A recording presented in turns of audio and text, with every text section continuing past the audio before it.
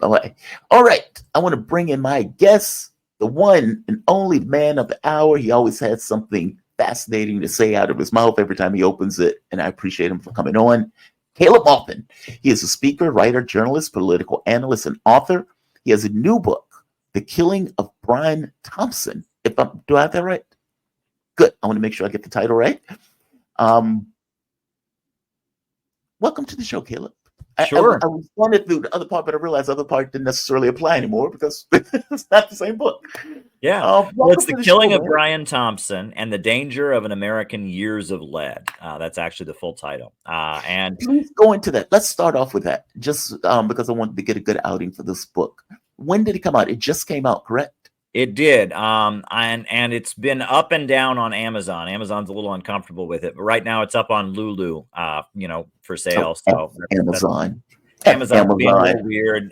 It's not like before where they completely scrubbed it. With the Kamala Harris book, it had sold just fine for 4 years, and then they scrubbed it, and then 7 days later they backed down or whatever. This is a little bit different. It's been up, and it's not completely scrubbed, but I think there's some issue with the title or something. But regardless, it's up on Lulu for now. That's where people can get it. But what is the book about? Well, the book is about the murder of the CEO of United Healthcare, and the way it is being celebrated. And I am warning of the danger of something akin to the years of lead in Italy. From the 1960s to the 1980s, Italy experienced a huge amount of political violence with fascists and communists killing each other in the streets. And we now know that it was because Italy was poised to leave NATO. The Communist Party was very popular, and if they had joined the government, Italy would have withdrawn from NATO. And so the CIA launched something called Operation Gladio. And Operation Gladio involved fomenting all kinds of political violence and ultimately keeping Italy in NATO. The population became weary of the violence. People got out of politics because they didn't want to get killed. And it ultimately resulted in Italy to this day being a member of NATO. Now, I argue that with Donald Trump poised to take a second term and with the fact that the U.S. public is highly polarized, that there's a similar kind of psyop going on. Because you'll notice many of the voices who denounced Jimmy Dore at the top of their lungs and said, how dare he say force the vote, are celebrating killing somebody on the streets of New York City. And I don't understand how that works. If a parliamentary procedure is some kind of, real violence against AOC and just unacceptable, why is it okay to shoot somebody on the streets of New York City? I don't get that. I'm not going to defend Brian Thompson. I mean, obviously the guy made his career denying people health care, made billions of dollars doing it. I'm not going to defend that.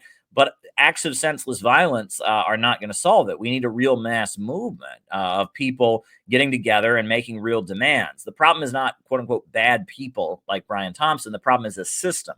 And it's going to require systemic change. And, isolated acts of vengeance are not the solution. And this is what revolutionary forces have always said, that change doesn't come through individual terror. It comes through creating mass movements. And the killing of Brian Thompson just kind of reinforces the idea that the problem is bad people. And if we just intimidate and terrify these bad people who run the healthcare companies, they'll be nice and fix things. And that's not what the problem is. Brian Thompson was the CEO of a company who was obligated to maximize profits for his shareholders. And if he was making decisions based on what he thought was in the interest of public good, his shareholders could have sued him for violating contract because his job was to maximize profits. The problem is that our healthcare system is operated for profit. It's not individuals, so that's my thoughts. And I go into great detail about Project MKUltra, about the political violence in Jamaica during the 1970s and 80s that had a similar result to Italy, about the troubles in Northern Ireland, about the counterinsurgency strategies put forward by William S. Lind and Frank Kitson and others. And I argue that escalating to some kind of violence and some kind of violent confrontation is ultimately not going to help us get healthcare in the United States. And this is part of a political strategy for dealing with the fact that the American people overwhelmingly disagree with the direction the country is going in. And they're trying to manage this unrest. And the hope is that if you create a huge amount of violence, people will just kind of step back and the status quo can win by default. I agree with you. I'm going to say that first. I do agree with you. And I think I made similar arguments about this idea that, you know, these systems are not individual. Like it's not one guy who's making a determination one way or the other. It's kind of a system that kind of pushes a person to do what the person is doing for whatever reason the incentives go with. In his case, like you said, he's head of a company. His job is to maximize his profit. It just so happens he maximizes at the pain and injury of other people. And so I think the difference between the Dore thing, because I remember the force the vote thing, I think it was the way that he was going after her seemed so hyperbolic. And that is a very narrow segment of the population that is paying attention to that and it's dealing with that. Whereas for healthcare, that's everybody. Like most people deal with insurance companies and hate their very guts. It's like, I have cancer, or I have some other disease, or I have some kind of injury. And then I have to go through this edifice that, in many respects, would deny care, despite the fact that your doctor said that your doctor wanted X or Y. But there were some tests that wanted to be run. And there are a team of doctors sitting at insurance companies saying, yeah, they don't really need that. Let's do something else. Meaning, in one case, it's very narrow and very specific. And so he's going to get criticism from the standpoint of Dore. In this case, it is universal of people who have had to deal with those companies and just hate those companies' guts. And so when the guy got whacked, their thought was, screw him. I don't necessarily think it was this notion of let's have open season on CEOs. I think it was more so just this, I don't know, this gut level release, this kind of, because if you notice, in the normal circumstances, when somebody gets killed, the public doesn't applaud. The public is like, oh, that's outrageous. That's horrible. I can't believe the person did that. And the thing in people's heads, from the standpoint of justice, when that person gets convicted, when that person gets put in prison, there's an applause. There's like, okay, good, justice. And I don't mean it in the sense of purely a legal sense. I mean it in the sense of this kind of esoteric thing that people feel when the scales are balanced. They felt that way almost without being pushed. It was just felt. It felt on some level to many people like it was earned. I chafe at this notion of deserved, even though I know a lot of people will say, well, yeah, he deserved it. But to your point, it's a systemic issue. So agreed. I do think there's a difference between those things, but I understand your point, and I agree with your point that this is a systemic issue, and shooting CEOs is not going to be the thing that gets you healthcare or gets you education or gets you, expansion of Medicare or whatever. So fair point. I agree with you. I do agree with you. And kind of what you're describing there, which sure, a lot of people felt that way and are totally justified to feel that way. But that is a kind of bitter feeling, right? That's just kind of like, all right, I've been screwed by my insurance company. They've screwed over some other people. So now somebody killed one of the bastards. All right. And then you go back and accept the way your life is, and you don't join a mass movement. And it's kind of like getting stuck in a negative cycle. It's a pessimistic, bitter, vengeful, resentful way of looking at things. It's not the optimism that we need to build some kind of movement. And in the book, I actually I compare this to abstract art and the way abstract art makes you feel versus the way social realism makes you feel. Because during the 1960s, 70s, and 80s, the CIA had a program called the Congress for Cultural Freedom, where they waged war on social realist art that they thought encouraged potential socialist, communist, anti-imperialist mass movements. And then they promoted abstract art and the work of Jackson Pollock and others, specifically because of the emotions it made people feel. When you look at a social realist painting, like there's this beautiful painting of John Brown in the state legislature, the state capitol building of Kansas, right? And he's holding his rifle up in the air, and he's, it's called Tragic Prelude, and it's just an amazing portrait of a lot of working people rallying behind John Brown. When you look at that painting, you feel empowered. You want to join something. Whereas when you look at a Jackson Pollock painting where he just kind of splatters paint on a canvas, you feel disorganized, right? You feel disempowered, you feel confused, right? And that these are important things. And I mean, the reason they spent billions of dollars on MK Ultra and all of that is they're trying to figure out which of these feelings they would like to cultivate and which they would like to oppose. And that ultimately it is a mass movement involving millions of people, not some bitter individual going out and taking an isolated act of revenge that's going to change the world, and that this has a psychological dynamic. And that's what the book gets into. And I did a lot of research. I did study. Frank Kitson was considered the father of counterinsurgency, and he's responsible for the defeat of the Mau Land and Freedom Army in Kenya. He's also responsible for the defeat of the Provisional Irish Republican Army and the signing of the Good Friday Agreement. And he developed some very demented methods of controlling subversives and preventing insurgency. And you look into it, a lot of it is creating a very negative, ugly atmosphere where the violence doesn't make any sense anymore, where the communists are killing other communists, where the radicals are killing other radicals. No one knows what the violence is about. It's mixed up with organized crime, and everyone just kind of goes back to the way things are, right? And I mean, why have the Democrats not taken any action around healthcare? They've had the White House for 4 years, and they did nothing about it. And you'll recall around the time Jimmy Dore was talking about force the vote, there were those Medicare for all marches. You would think that the Democrats would have been all about that, except they weren't. And in fact, the non-participation of one individual, there was one former Nazi in Indiana who was going to participate in one of the rallies. That was the topic of 4 different articles in a major publication. Salon.com and Countercurrents and all these publications did one article about how one former Nazi in Indiana participated but he didn't even end up participating. They ended up canceling the Indiana Medicare for All march, but it was just endless. The relentless, oh my God, if you go to the Medicare for All marches, you're supporting Nazis. It was ridiculous. And so the Democrats have done nothing about healthcare when people like Jimmy Dore or the Medicare for All movement were actually doing things like about healthcare. They got demonized and smeared and attacked. But now somebody committed an act of violence on the street, and we're supposed to applaud. And I believe that this is because Trump is about to take office, because they realize that there is a big section of the public that they can't control. And if they can escalate things to the point of kind of senseless violence where people get nervous, everyone will kind of get weary, and the status quo will win by default. I mean, I point out, for example, the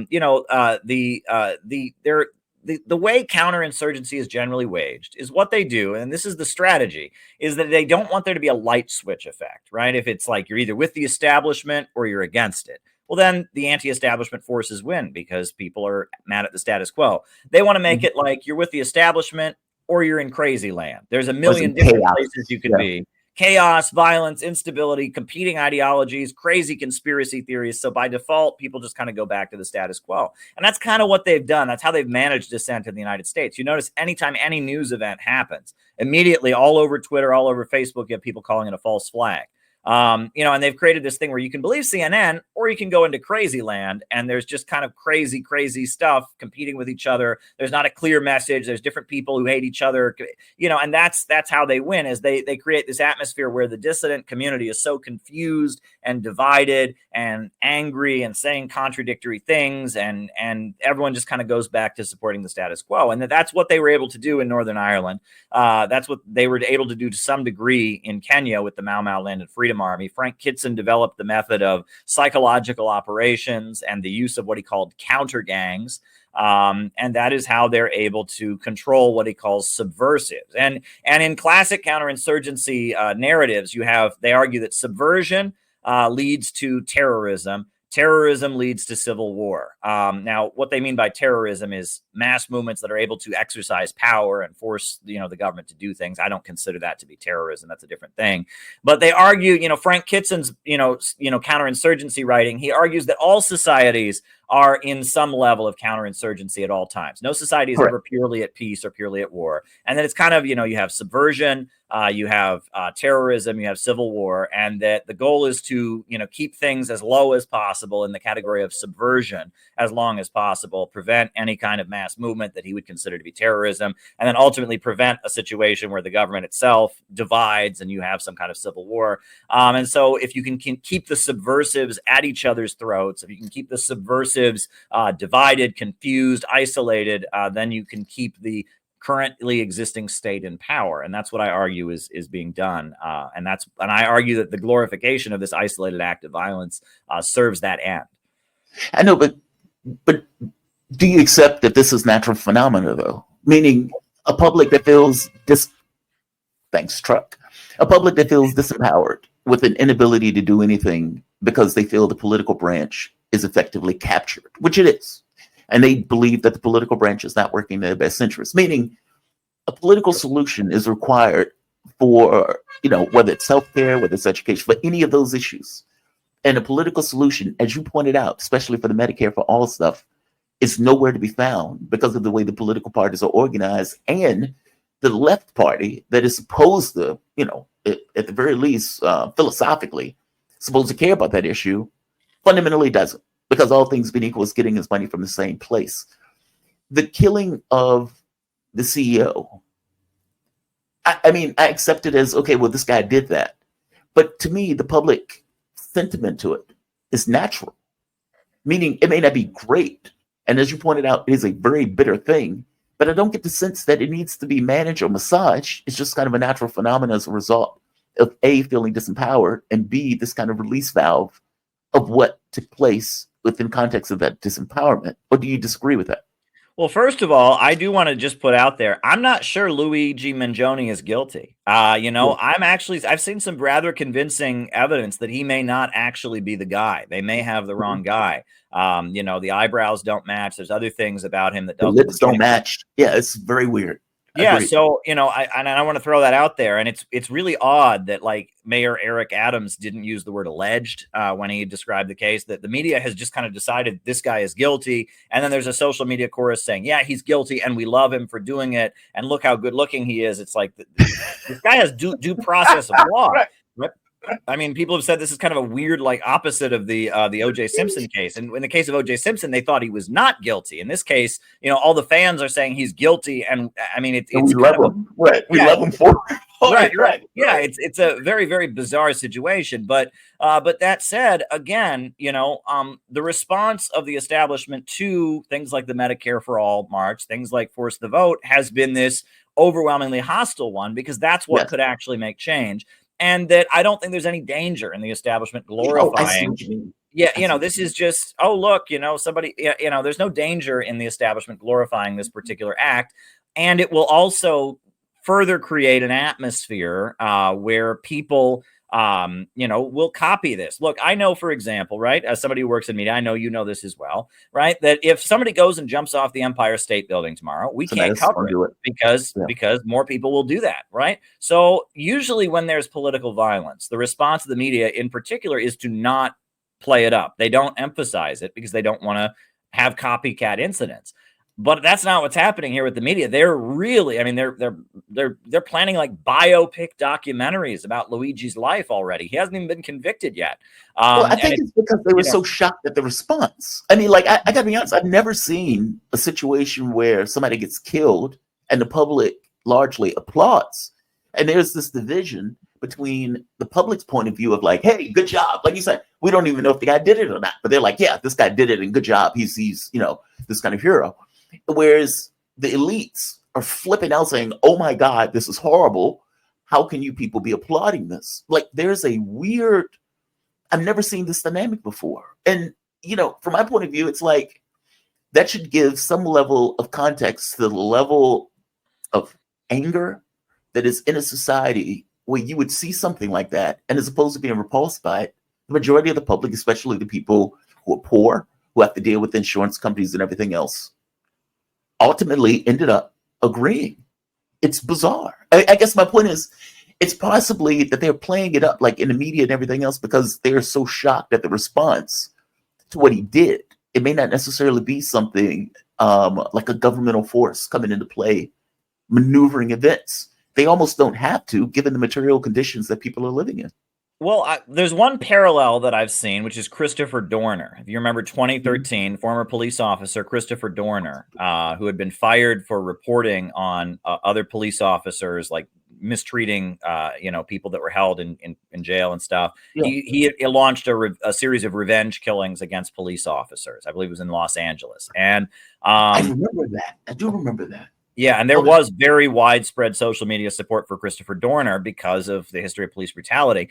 But what you saw was Facebook and Twitter went out of their way to like suppress it because this guy was actively killing police officers. He was a former police officer who was on a revenge killing spree. And I mean, it was pretty vicious. He targeted their family members. And, I mean, it was just, it was a particularly vicious case, but there was widespread support for him because there was so much anger about police brutality. But what we did see in that case was an effort to at least, tamp down on the support. We didn't see, SNL when they mentioned Luigi Mangione on SNL, the studio audience burst into applause. You'll remember that on Weekend Update, right? That was particularly odd. And then they, the host kind of laughs it off. You're applauding that he was arrested, right? Right? You're applauding he was arrested. Yeah, he was weirded out. Yeah. Yeah, there's some kind of odd like innuendo about the whole case that is very disturbing. Look, if you look at the Charlottesville incident, right? It's not that everyone there was some secret agent or something like that. No one's saying anything crazy like that. But generally in the United States, for a long time, for the, last 50 years, some KKK people or whatever, they assemble, they have their protest. There's 1 million police around them. There's 1,000 protesters on the other side of the police line. And then everyone moves on with their lives. But the way things went down in Charlottesville, first of all, that event got a huge amount of publicity that it didn't normally get. Second of all, the normal police barricades and such were not there. And that whole incident in this tiny town in Virginia turned into a huge, event in which, Heather Heyer was killed as a car, drove into her. She was killed by a guy who was driving his car violently. And then there was a police helicopter that crashed. And that whole incident, if you look at it, many people have said, look, this was because Trump was in office, because there was a narrative that the country is becoming less and less stable, and that the powers that be almost kind of wanted some kind of violent event to happen to cement the idea that we have to get Trump out of office because the country is becoming less stable as a result. And that there were similar. I mean, there was the whole incident where I think Richard Spencer, the white supremacist, was in Washington D.C. for Trump's inauguration and got punched in the face. And then it became a meme, punch a Nazi, online, and that I believe that there is, at this point, a section of the intelligence apparatus that is trying to foment political violence in the United States. And it's not because they want change and they want people to get health care. I think that's pretty clear. And it's pretty tragic because the stated purpose of, the intelligence agencies and the policing agencies is to prevent violence from occurring, right? They're supposed to be defenders of law and order. So why would it be that they would be creating a situation like this? But we know about the history of COINTELPRO and how different groups were played against each other and all of this. So we shouldn't be surprised. I will say, though, I find it amusing to see the liberals revive J. Edgar Hoover and talk about, Kash Patel. We got to be terrified of Kash Patel. We need good leaders like J. Edgar Hoover to run the FBI. That was a good man right there. I'm just like, oh my goodness. But keep in mind, these are the same people that were lionizing Liz Cheney, Dick Cheney, like the same people, George Bush. And I remember, man, like that was during my political awakening. Oberman would come out day after day after day and do monologue after monologue about how horrible George Bush was. When Trump got in, he says, I apologize to George Bush. And it's like, okay, that's disgusting, right? I mean, their politics are entirely relative. It's not, this kind of, there's a stable level to which they exist, where there is a certain priority in the context of their ideals. It's not that. It is purely relative to the opposition and what the opposition stands for. Democrats, man, I have very little regard for them in this case. But there's something, but I'm glad you brought that up. That one guy, one Nazi goes out and the media is, the Nazis are for Medicare for all. Despite the fact you have one guy who's doing it. And I watched this thing with Uyghur. My audience hates me for my point of view on this. But this was never been an argument for Uyghur. It's been an argument for what I think he's trying to do, which is this notion of, look, man, we have to get out of our bubbles. And we have to be able to reach into other groups. We have to be able to talk to other people as opposed to being in our own isolated bubbles. And that's regardless of what that bubble is, especially in a political context, in order to try to get other people who may actually be open to your point of view, but for various reasons. It could be cultural, because all sorts of reasons, people who they're around, They just never hear that message or never hear that point of view. I personally do think that there are a lot of people who are on different sides of the political spectrum that may agree on very specific things, even though the moment that you get into the wings, you may fall apart. But you don't really need them to agree on everything. Of the things that you want to get changed, that you agree upon, change those things. That is not the way it works in practice, though. And the Nazi thing brings it up to me because, so what if a Nazi wants Medicare for all? They have kids too. They have healthcare needs also, regardless of how hateful they may or may not be. I mean, that's assuming we even go on with the thing that the guy's a Nazi. The left often calls people Nazis or transphobic or racist or bigoted or whatever else. Give me your take on that. I mean, is there a way even around that? I mean, like they have gotten weirdly cultish in the way that they've functioned, where, you know, any deviation from a point of view, any lack of purity, and this goes for Democrats also, by the way. When Kamala Harris wanted to go on Joe Rogan, and they're like, oh no, he's a nationalist. Joe Rogan voted for Bernie Sanders, for God's sake. Or Elon Musk, who was a Democrat at one point and may still be, depending upon the priorities or the, you know, if you actually talk to him and go into policy. I don't know what Elon Musk is, but I hope you get my point. Is there a way around that? Because I agree with you. You can win an election either through division or bringing people together, where you break people up into blocks and it's us versus them, and your side, you just need to get enough people on your side to win, where you kind of have this race to the bottom of mathematics of people together. Or you could say, we're together, all of us are workers, all of us care for our kids and our family, all of us want to do so and so and so and so, let's go change the world. How do you get around that politics of division that seems to take place because political parties feel that they need to win, and they feel they need to win by effectively making it us versus them, when it's really not an us versus them, especially if it's what I believe, that they are things that we agree upon that we should try to work towards changing. Healthcare being one of them. Well, you know, I agree largely with what Cenk Uygur is saying. And, you know, I've been saying things like that for the past, 6 or 7 years. What I don't appreciate from Cenk Uygur is all the hatred and, that he's poured out on people who said exactly what he's saying now. 1,000% agree. Yeah, with no apology, right? I mean, that's where the frustration comes in.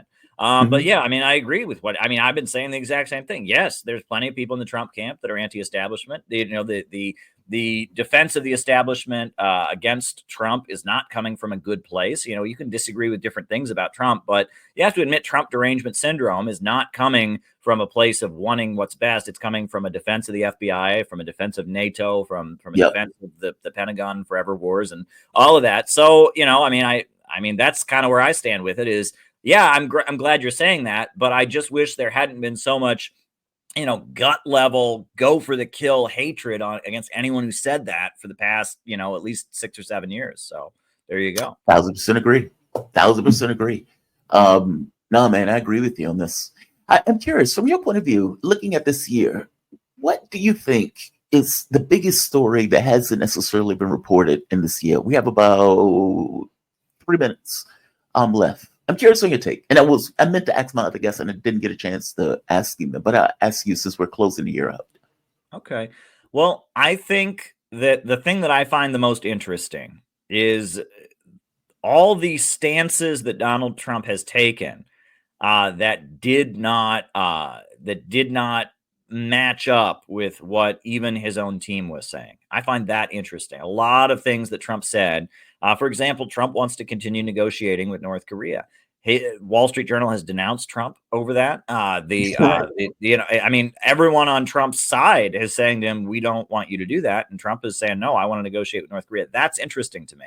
I also think, why are people not looking into this guy who tried to kill Donald Trump, Ryan Roth?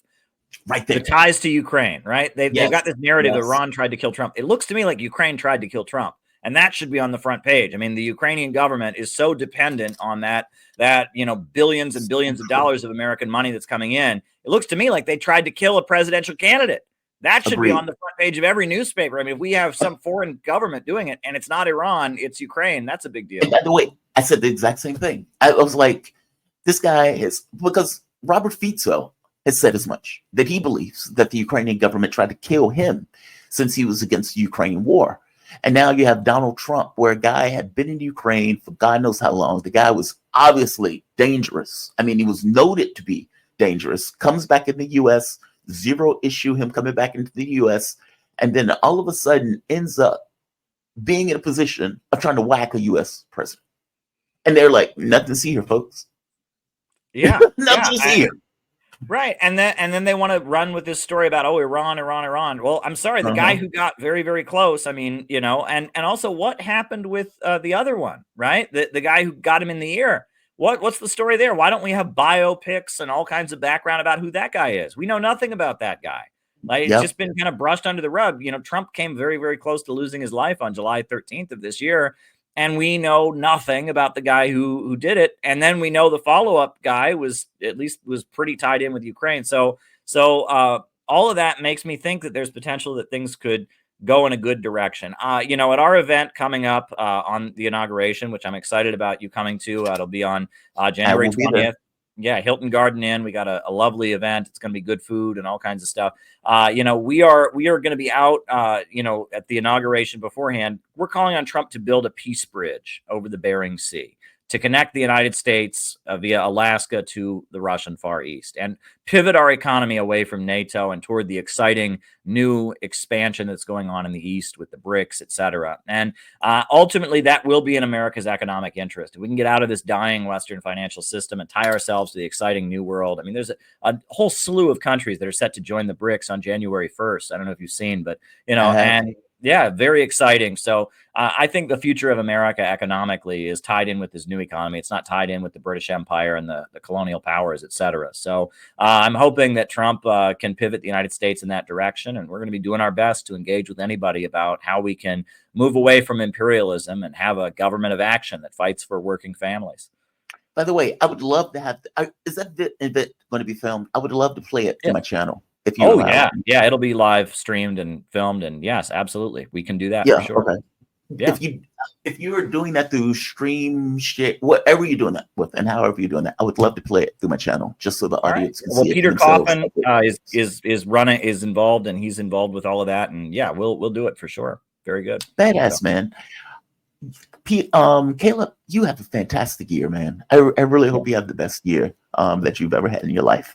Caleb Maupin, he's a speaker, writer, journalist, political analyst, and author. His latest book, The Killing of Brian Thompson. What is the byline for that book? And the Danger of an American Years of Lead. Yeah.